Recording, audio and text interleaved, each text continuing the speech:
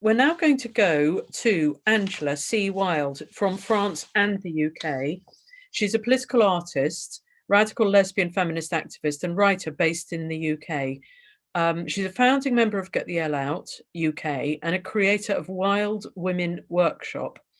And so Angela will tell us mostly about art and activism. And so over to you and welcome, Angela.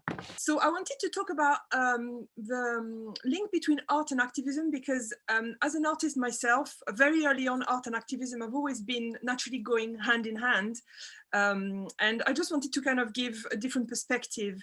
I noticed that some form of activism are very valued in our movement, such as academic work or lobbying the government for change of laws. These are really held in high esteem, and very often the aspect that is overlooked because it's considered less important or maybe soft is cultural or artistic activism. And I wanted to do this presentation to talk about why, in my perspective, it's in fact a very important aspect of our struggle.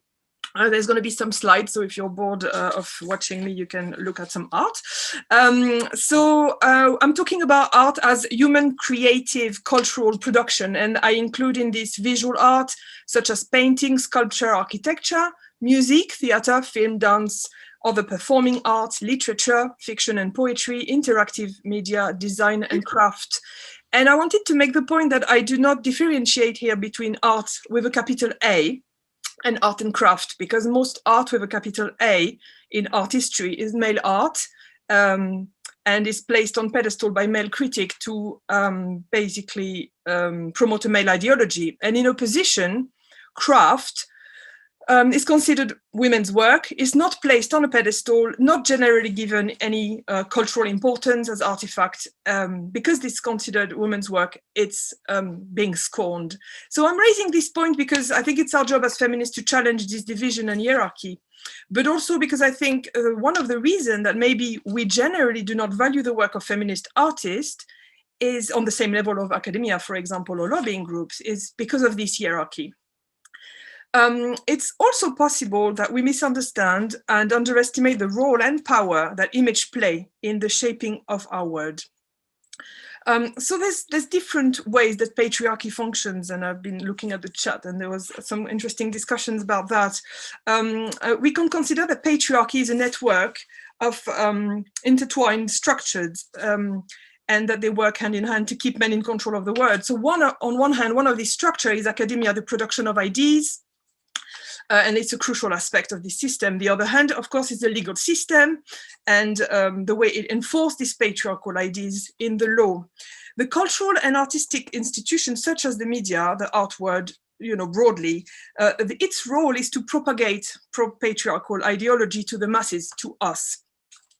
And patriarchy, as we know, is in full control of the main mean of cultural production and propagation. So we know that the TV, the media in general, the newspapers, the art world, the publishing industry, the fashion industry, the music industry, the film industry, certainly the pornography industry, they're all industry controlled by men, and they are used to spread patriarchal propaganda 24/7, and the media machine never stops.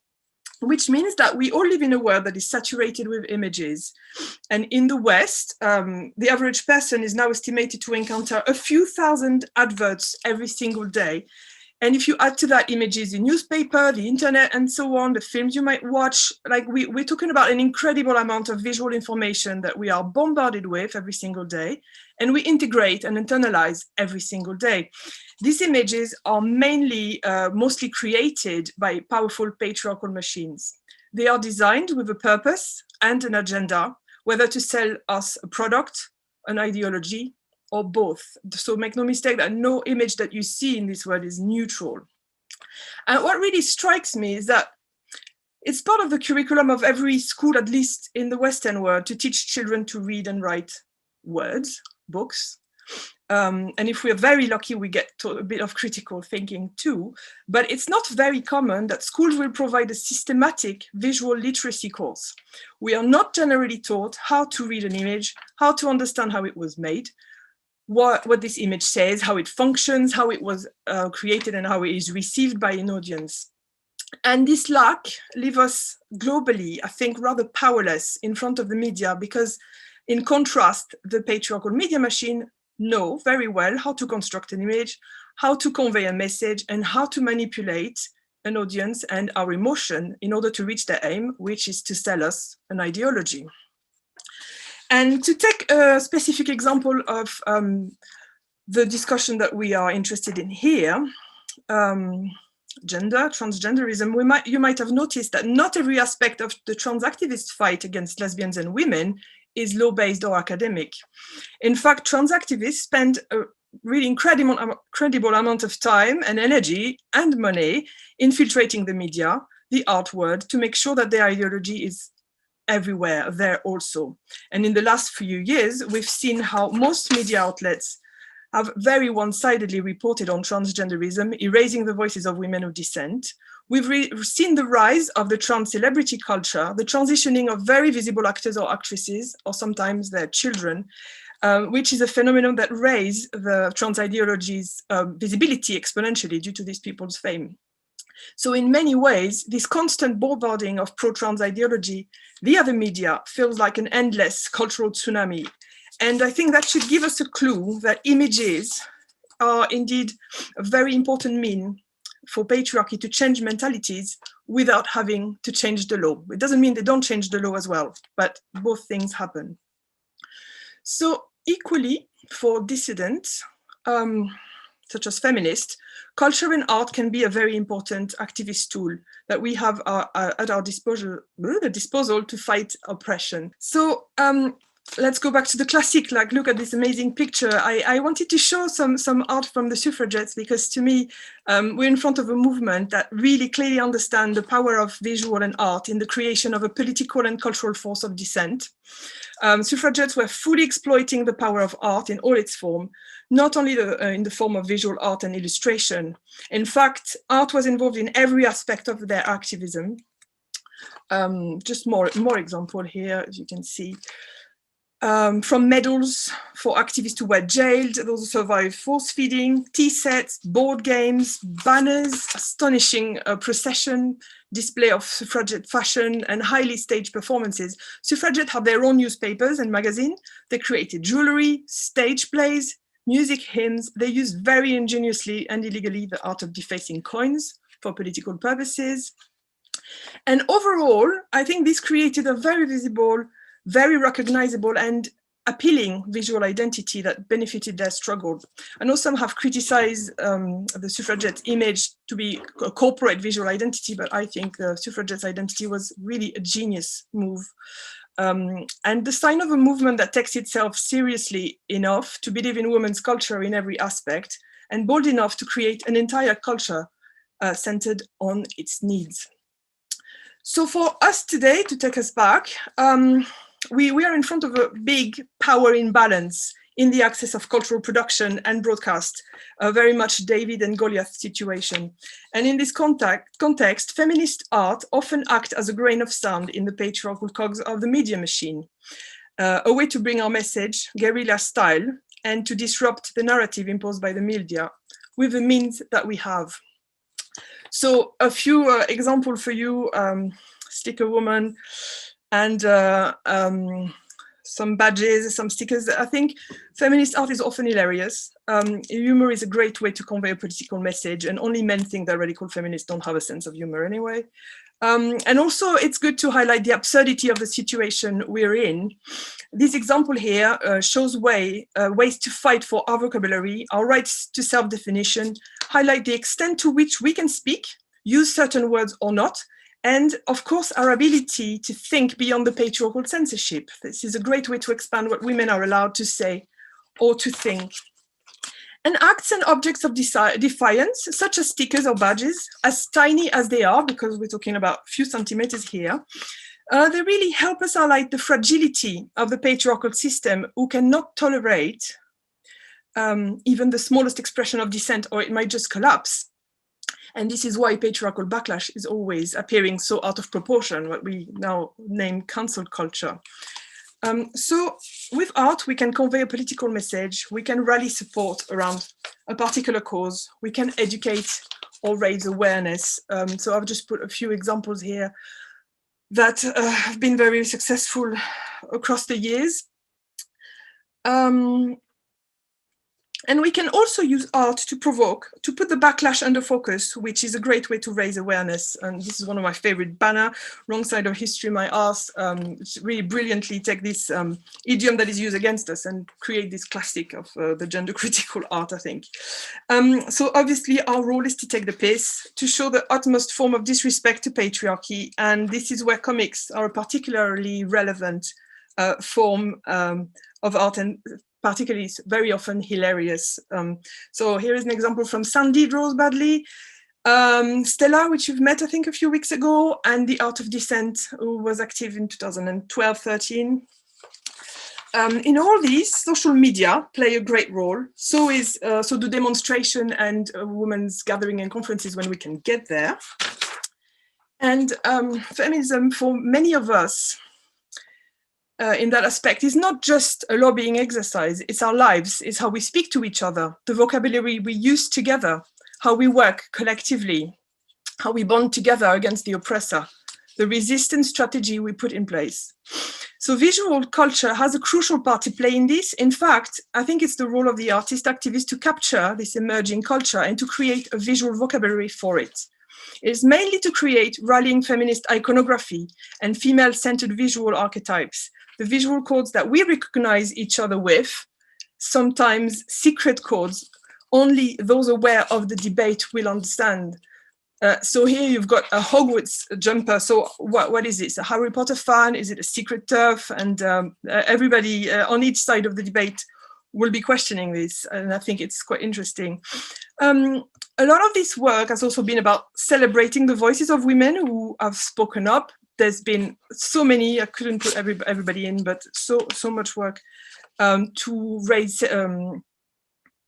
visibility and promote our voices. And all this creates a subculture. These are crucial aspects of feminism, cultural self-defense and resistance against the patriarchy and against this particular transgender threat. So art is, of course, a way to see the world as much as it is a way to change the world. The role of the artist is to create solution we need for the problem we face today.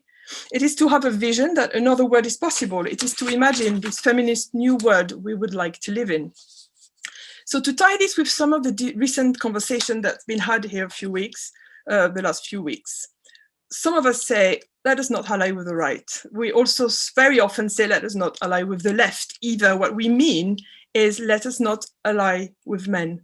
Don't expect anything from men. Stop asking for less oppression, special favors, more right, a bit less violence. There's something, in my opinion, quite self-defeating into asking the oppressor for permission, which is inherently what lobbying work is all about. And also I'd question whether it's efficient and effective. I think activism can take different shapes. And in the spirit of some of the work in the second wave, the feminists who created those women-only spaces, such as Rape Crisis Center and shelters, with no funding and no male approval, we could also consider that we can focus on ourselves, again, as women, regroup with other women and start building what we need instead of asking men authorization for funding or simply to ask them to be nicer. Because we don't change a system by trying to change it, but we change a system by building without it. When things seem the most impossible, when our aims seem to be the most unreachable, art is a great way, maybe the most appropriate way, to dream this vision of a different world we could create if we would just stop asking men permission for everything. I hope this little talk inspires you to take your pencil, your watercolors, your spray cans, or your embroidery kit and express your feminist creativity. Thank you very much. Great. Well, I've got quite a direct question for you, Angela. Are you the woman who made the T-shirt that's J.K. Rowling liked? Yes. Can you tell us what happened with that and how many extra orders you got and what sort of the countries that you asked to send? Yeah. Well, basically, J.K. Rowling bought my T-shirt. I didn't know she bought it because she probably used another name, and then she tweeted it. What was on your T-shirt? Can you tell us? This Witch Doesn't Burn. And obviously she was making a reference of the fact that she was cancelled and witch hunted and resisting that. She just tweeted it. I was absolutely unaware of it. And she just turned a profitable business into a business that I can now live on. That's what happened to me, which is absolutely fantastic, because it's really like challenging to be a working, functioning artist as it is. But if you've got radical feminist view, it's like commercial suicide. It's really difficult. And what I see through that is that it's absolutely amazing that we are starting to rebuild a feminist culture. That is just, to me, one of the things that is happening, that is showing me that women are starting to really retrust each other and build this culture. And, you know, like, for example, there's a Radical Notion magazine coming, that, you know, we are rebuilding our own network of communication and our own art, and this is really great. So through J.K. Rowling, I've had orders from Singapore, from Russia, from Poland, from Mexico, from all over the world.